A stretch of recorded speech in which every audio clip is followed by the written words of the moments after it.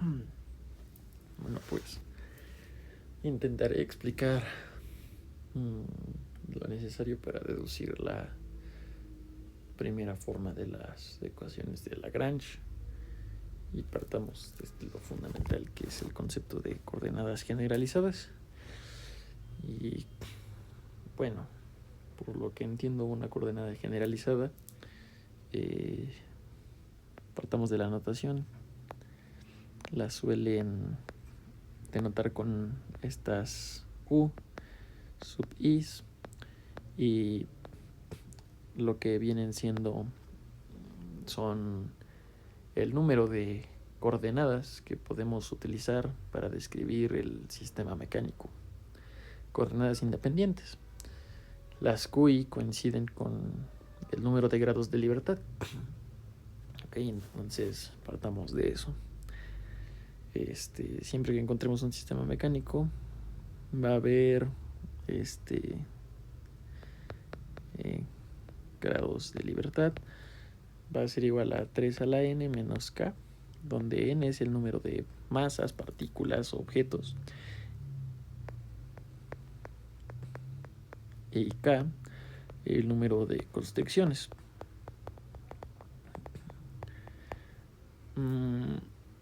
Bueno, ¿qué es una constricción? Bueno,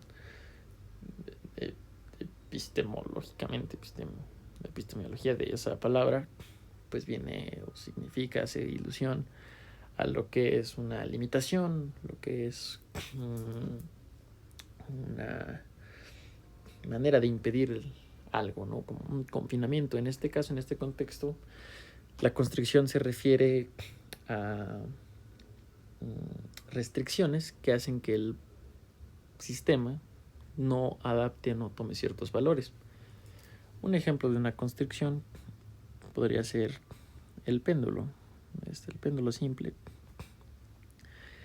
Tiene una única constricción y es pues que está sujeto a recorrer siempre circunferencias. Si esta cuerda es de longitud L, no puede ser que la cuerda de la nada se alargue hasta acá o se alargue hasta por acá. Bueno, se haga más chiquita, perdón. Entonces, la constricción se escribe de la forma, podemos describir la circunferencia del péndulo. Y esto es constante, vaya. Entonces, hay distintas formas de escribir constricciones. Cuando escribimos funcionales o, bueno, ecuaciones, por ejemplo, podemos escribir el vector de posición de esta masa, llamarlo R, igual a L por el coseno de teta. Bueno, a ver, hagámoslo con calma. Aquí va a ser el seno de teta. Bueno, pues seno de teta en I menos coseno de teta en J. Esta es como que la representación del vector de posición para la masa del péndulo si citamos nuestro origen acá. Y la constricción vendría representada de esta forma, o también la podemos representar de esto, que la norma del vector de posición es igual a L, ¿no? Es constante. O escrita de otra forma, la norma del vector de posición menos L es 0. Esta restricción, pues tengo entendido que se les llaman holonómicas, porque se expresan de esta forma. Menos igual a 0. Ahora hay otro tipo de constricciones que no solamente se representan así. Las que no se representan así son no holonómicas. Y pues cabe preguntarse que... Bueno, también hay otras, por ejemplo, que dependen del tiempo. Por ejemplo, los niños en un salón de clases salen cuando les toca el recreo, entonces hasta el recreo no pueden salir. Entonces ese tipo de restricción es una restricción rionoma. que claro es holonómica. Entonces, ahí está explícitamente el tiempo escrito. Pero ok, bueno, ya que comentamos el número de grados de libertad de un sistema, ¿cómo se liga esto? ¿Qué significa? Bueno, como lo había mencionado, el número de grados de libertad representa el número de coordenadas generalizadas independientes que vamos a tener en nuestro sistema. Entonces, pues bueno.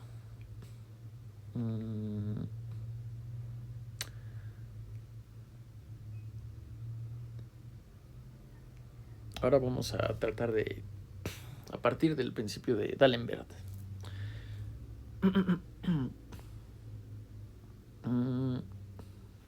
El principio de D'Alembert establece lo siguiente, que la suma de las fuerzas de constricción por hacer el producto punto por esta derivada es igual a 0. El concepto bueno, esta ecuación evita el concepto de trabajo virtual, de fuerzas virtuales, lo cual es interesante, pero ciertamente lo que quiere decir es que las fuerzas virtuales, bueno, las fuerzas de constricción no generan trabajo. Es lo que se interpreta, y esto vendría siendo como una representación análoga al trabajo virtual. Es decir, todas las trayectorias que puede obtener el sistema mecánico son trayectorias virtuales, no sabemos cuál es la real, donde nosotros al hacer el producto punto con esa trayectoria vamos a obtener algo que es el trabajo virtual.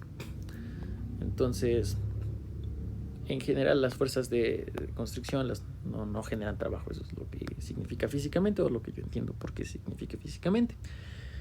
Entonces, pues bueno, podemos escribir este principio de esta forma. Podemos recurrir a esta otra forma. Las fuerzas de constricción más las fuerzas aplicadas es igual a la masa total, la masa por aceleración, ¿no? Entonces de aquí podemos despejar las fuerzas de constricción y tendríamos que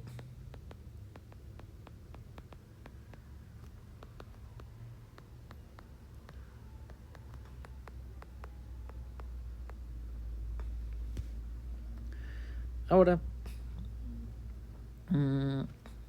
pues es útil tener así el principio de D'Alembert para deducir las ecuaciones de Lagrange.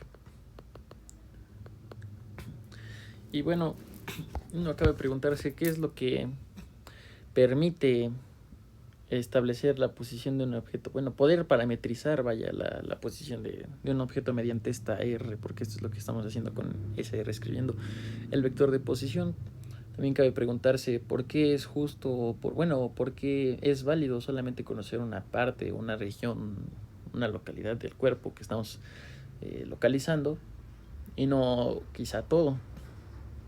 Básicamente sería interesante encontrar la justificación correcta. Ahora,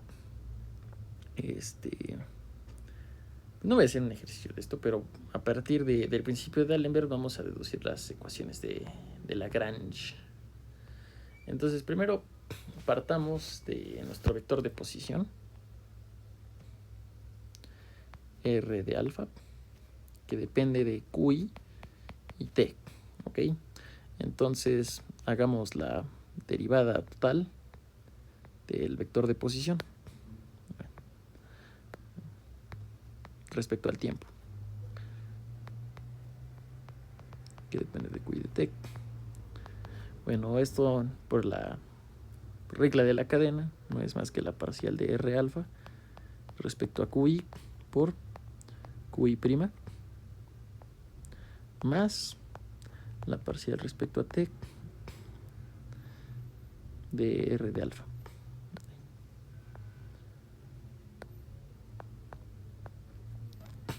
Por la derivada de t respecto a t, que eso es 1. ¿Ok? Entonces, aquí tenemos una relación muy importante que nos va a servir más adelante. Esto, la derivada respecto al tiempo del vector de posición se suele abreviar con un punto. Le ponen un punto arriba al vector y eso denota derivadas temporales. Entonces lo vamos a poner así. Bueno, ahora vamos a ver otra propiedad importante. Si nosotros derivásemos el vector de velocidad generalizado, bueno, entiendo que se le dice vector de velocidad generalizada o vector de velocidad generalizado porque es una posición que se describe a partir de coordenadas generalizadas. Entonces, al derivarlo respecto al tiempo, pues se le llama así. Al derivar nosotros esto respecto a Q y prima, ahora veremos por qué hacemos esto, pues no es más que la derivada respecto a Q y prima de todo esto.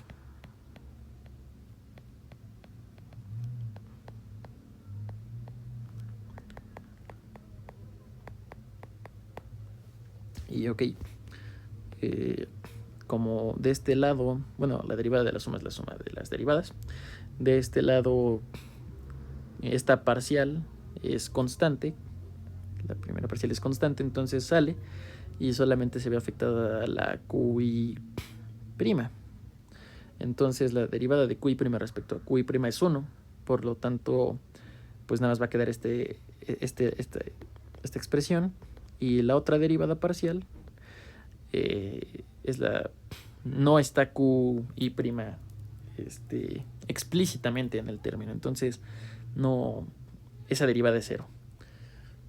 Y aquí asumimos algo también pues interesante y que debemos de tener en cuenta, que QI prima, QI y T son independientes. Es algo que debemos de suponer claramente para que sea válido.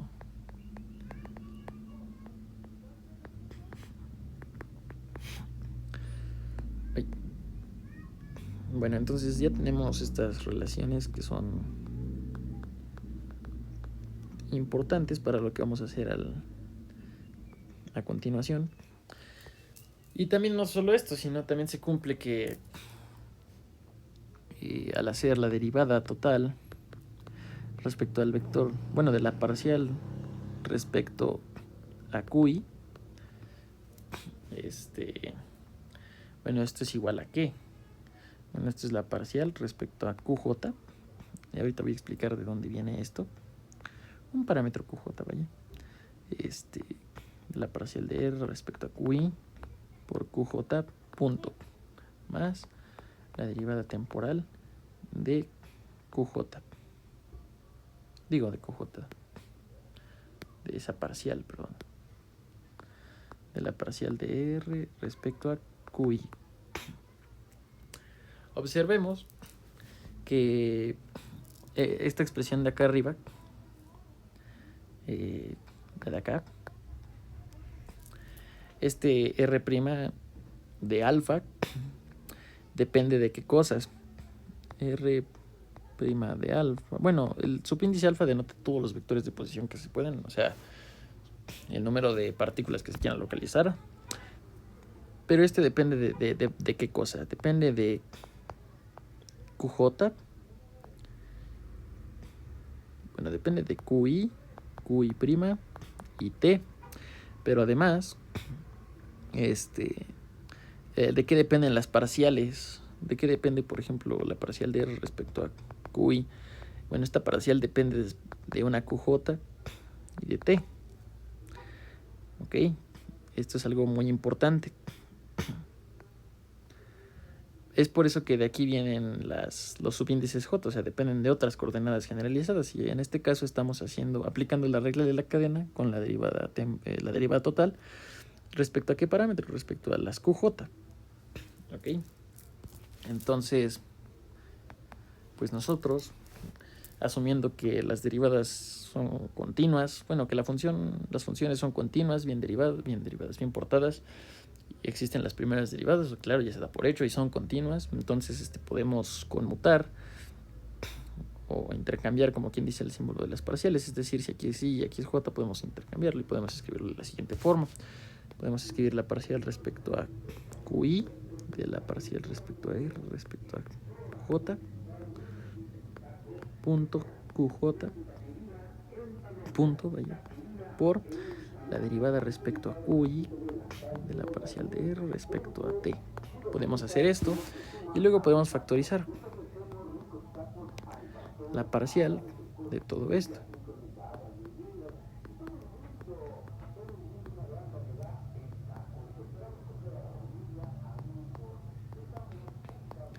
Y bueno, nos queda esta expresión que no es más que esta, solamente que con otro subíndice.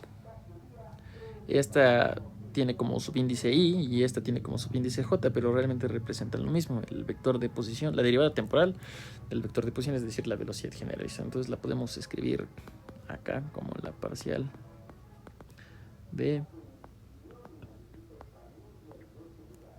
así. Entonces, ¿a qué llegamos? Llegamos a que la parcial, bueno, la derivada temporal del vector de posición respecto a las QI es igual a la derivada respecto a QI de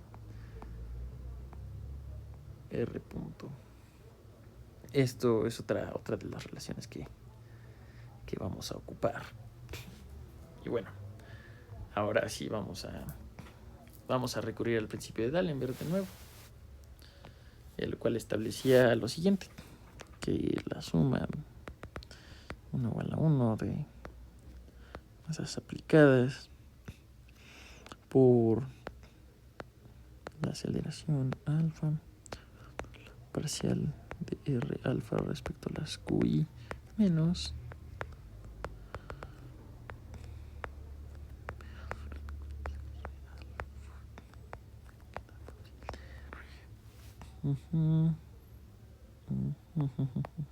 bueno, esto era lo que decía al principio de D'Alembert, solamente que lo estamos desarrollando. Lo repetí, perdón, aquí tuve un error. Menos las fuerzas aplicadas punto, ahora sí la parcial de es igual a 0. Entonces fijémonos en este término, en este, y veamos, hay que reescribirlo para comodidad y para acoplar las ecuaciones que escribimos anteriormente.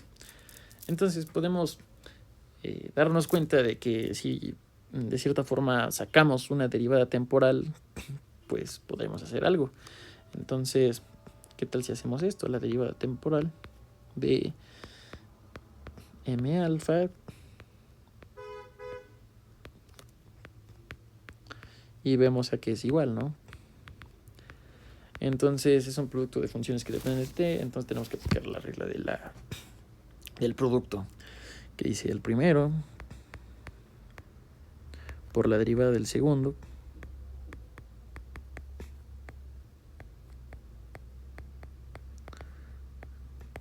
más el segundo por la derivada del primero, que sería esto, ¿no? Doble punto. Y observemos que esto coincide con esta expresión que tenemos acá. Ahí. Entonces podemos despejarla de esta ecuación y reemplazar de nuevo. Entonces tenemos que la parcial de R alfa respecto a las QI punto M alfa va a ser igual a esta derivada temporal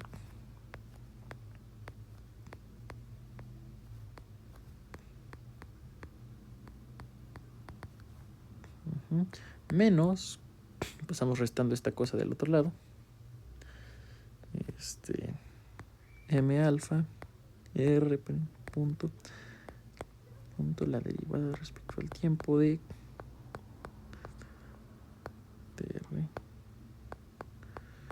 respecto a QI. Entonces observemos aquí algo importante. Esta expresión es bueno, si lo hicimos bien. Sí. Esta derivada de acá es esta derivada de acá. Y ya que es igual a esto. Entonces vamos a sustituirla.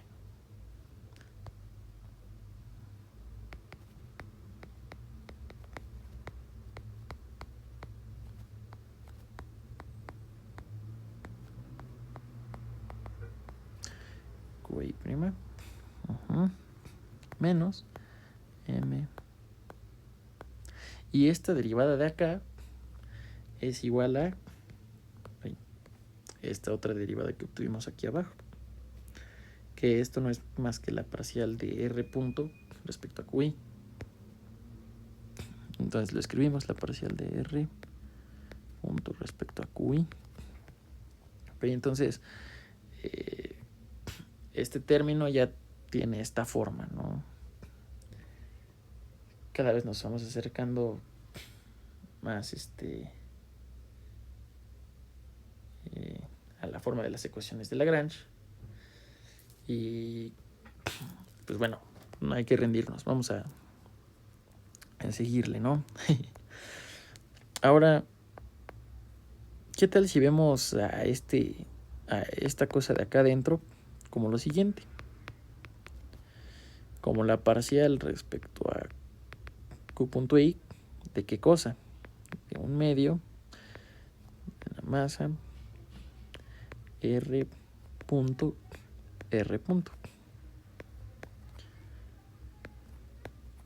menos, hacemos la misma idea acá, la parcial respecto a QI de un medio de la masa, bueno, aquí me falta su índice alfa, de R punto. Y bueno, ¿esto por qué? Porque bueno, al hacer el producto punto con estos dos vectores nos va a dar la norma al cuadrado, y al derivar respecto a Q, bueno, lo vamos a hacer por ejemplo con este. Vamos a tener aquí la derivada respecto a Q y punto de un medio de la masa por la norma al cuadrado del vector. Entonces, cuando hacemos esta derivada, va a ser 2, bueno, sale esto y nos queda 2 veces R alfa por la parcial de R alfa respecto a QI prima en este caso. Ok. Entonces, pues sí es muy, bueno, a mí me faltó poner el punto acá. Ya. Es válido esto que estamos haciendo y se puede hacer, ¿ok? ¿Esto físicamente qué es? Esto se conoce como la energía cinética generalizada. Entonces vamos a escribirlo y lo vamos a poner T. Vamos a hacer una abreviación T igual a un medio de la masa. Bueno, una sumatoria N de R alfa al cuadrado. Bueno, lo voy a escribir más elegante. El producto interno de estos dos vectores. Y ya. Ahora podemos abreviar la siguiente relación.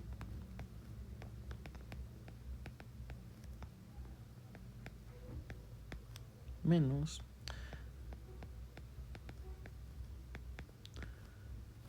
listo. Ya abreviamos este término. Entonces ahora solamente hay que completar con lo que nos faltaba de acá arriba. Y eso lo vamos a pasar del otro lado sumando. Entonces va a ser la suma.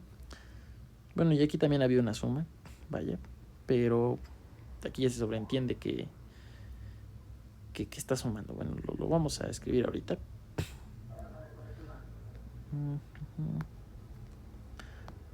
R1 hasta N las fuerzas aplicadas, punto, la parcial de respecto a QI. Ok, a este término de acá se le conoce como fuerzas generalizadas. Desconozco el concepto real físico de del por qué las llaman así, pero pues puedo intuir que las llaman fuerzas generalizadas porque pues esas fuerzas interactúan con los vectores que se escriben en función de coordenadas generalizadas, los vectores que describen las trayectorias, los vectores de parametrización. Entonces quizá de ahí venga el nombre y las denotan como QI. Entonces podemos abreviar esto finalmente como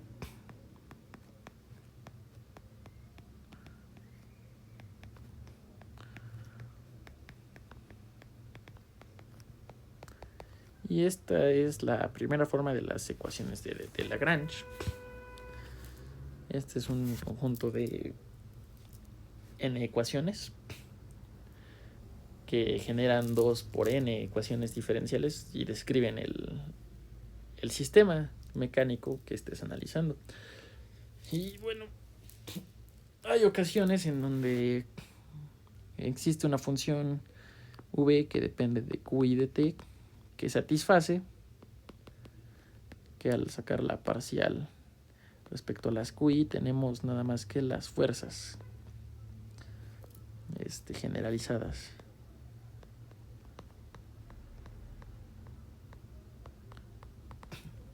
Entonces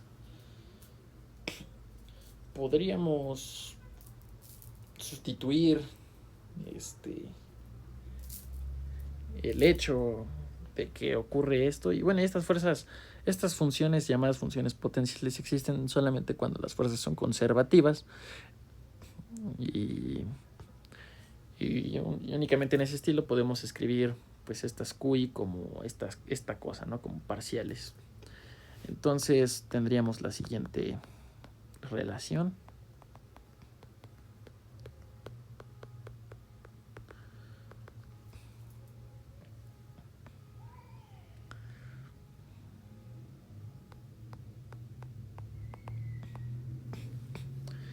Y podemos pasarla, bueno, y normalmente se escribe el menos por convención, podríamos pasarla del otro lado sumando. Entonces tendríamos lo siguiente,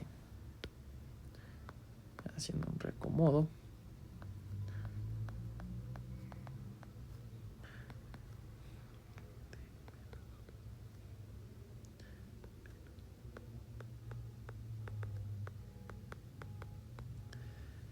Igual a 0.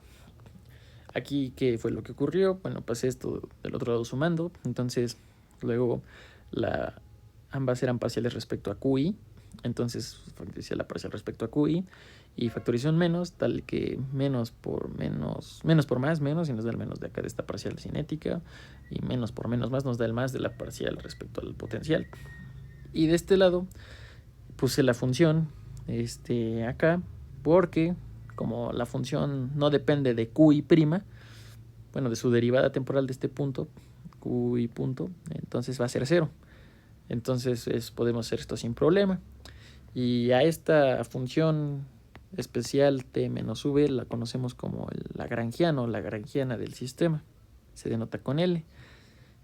Finalmente, las ecuaciones de Euler-Lagrange, bueno, de Lagrange, quedan escritas de esta forma.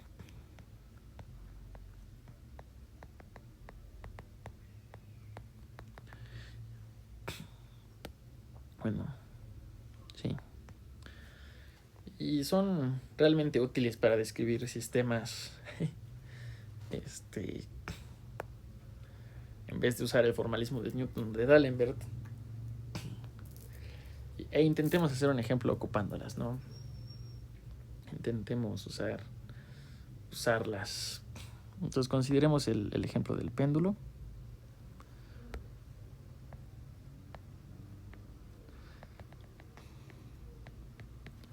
Bueno, podemos escribir su vector de posición,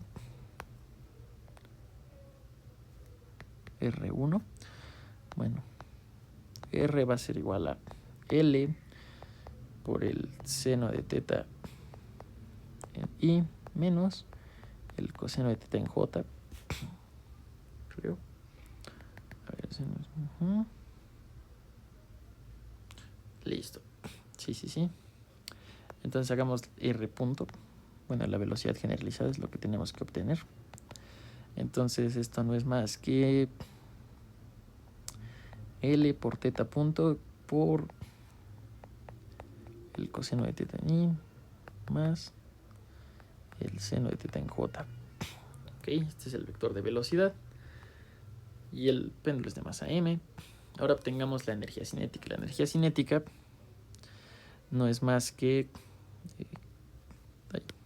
T igual a 1/2 de la masa por el vector de posición. Que esto es la norma al cuadrado. Entonces, si sacamos la norma de esto, es fácil ver que es L teta.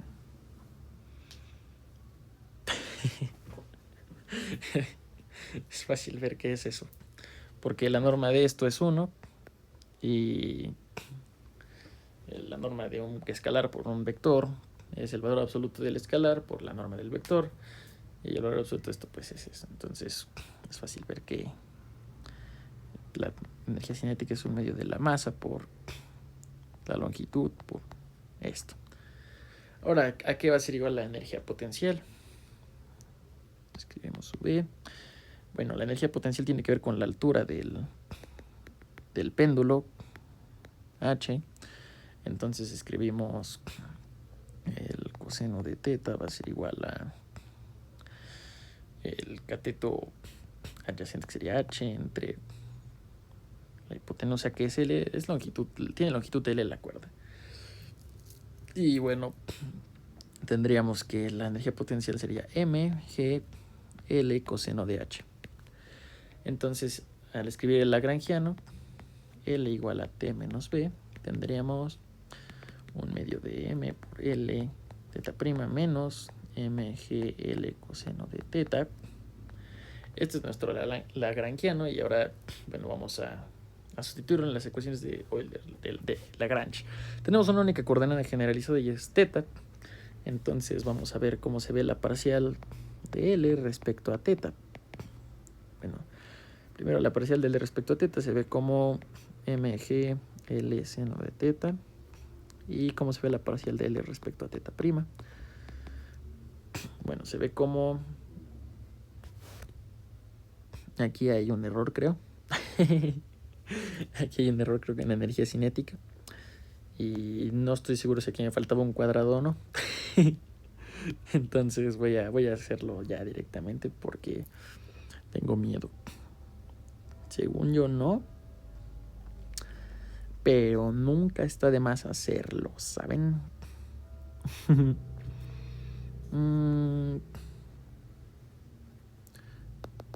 A ver, va a ser la raíz.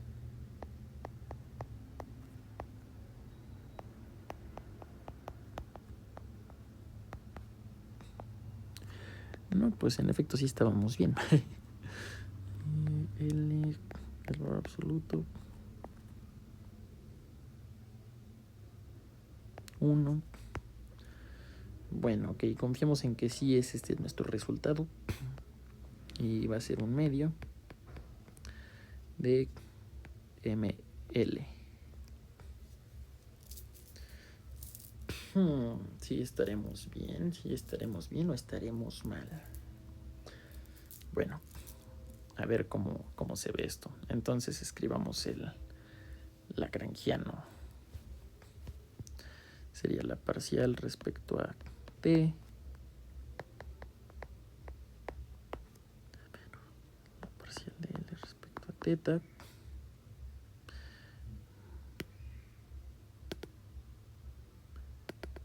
No, creo que sí nos equivocamos. En la energía cinética del masa por eso al cuadrado.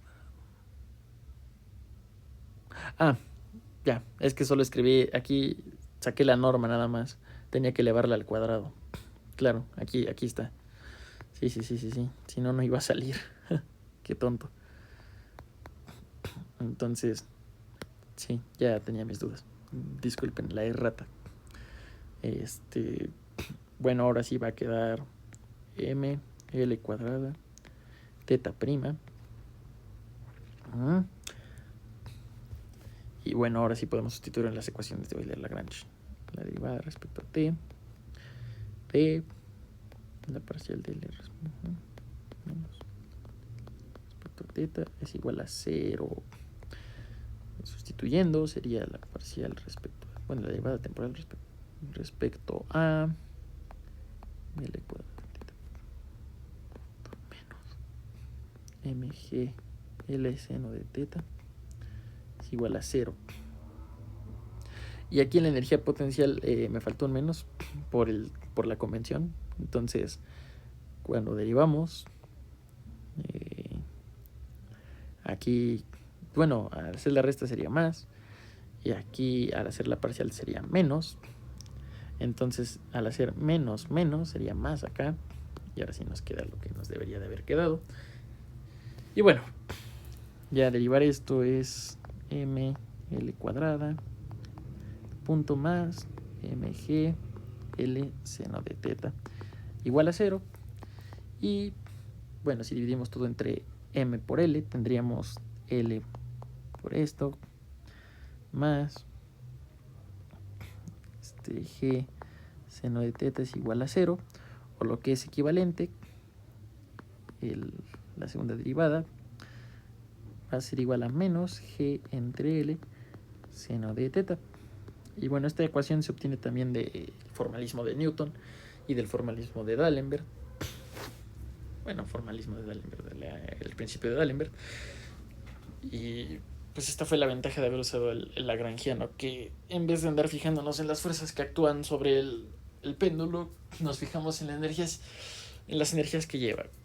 Llevaba una energía cinética descrita por esto y llevaba una energía potencial descrita por esto. Y bueno, eso fue todo. Espero haber sido claro con la deducción y con el ejemplo. Hay cosas que todavía no entiendo y que estoy pues tratando de entender, pero por eso hago precisamente este video, para ver en dónde hay erratas mías o hay vacíos, para pues tratar de mejorar y aprender bien. Espero le haya servido esto a alguien y gracias.